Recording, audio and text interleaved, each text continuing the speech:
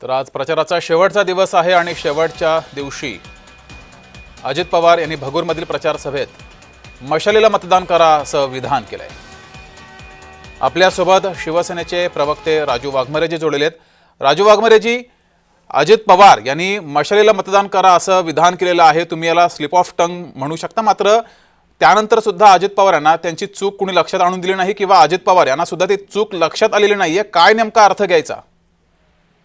नाही, मला वाटतं आदरणीय अजित पवार उपमुख्यमंत्री जे आहेत ते आमच्या महायुतीचे एक जबाबदार घटक आहेत। आमच्या तिघांची महायुती आहे अगदी व्यवस्थित।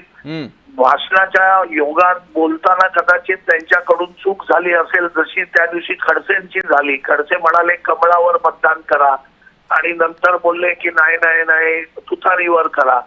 तर मला वाटतं की त्या पद्धतीने त्यांची चूक झाली असावी।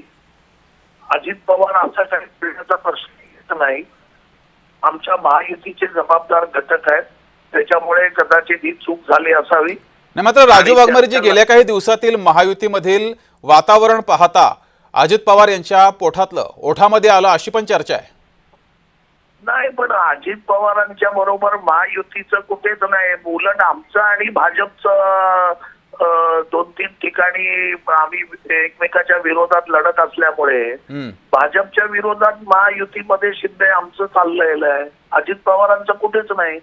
त्याच्यामुळे अजित पवारांच्या पोटात काय असेल आणि ओटात काय असेल असं आम्हाला वाटत नाही।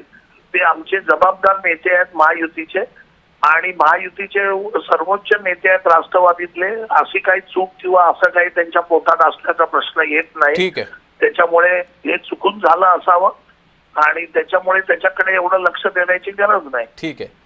राजू वाघमारेजी, धन्यवाद दिलेल्या या प्रतिक्रियेबद्दल।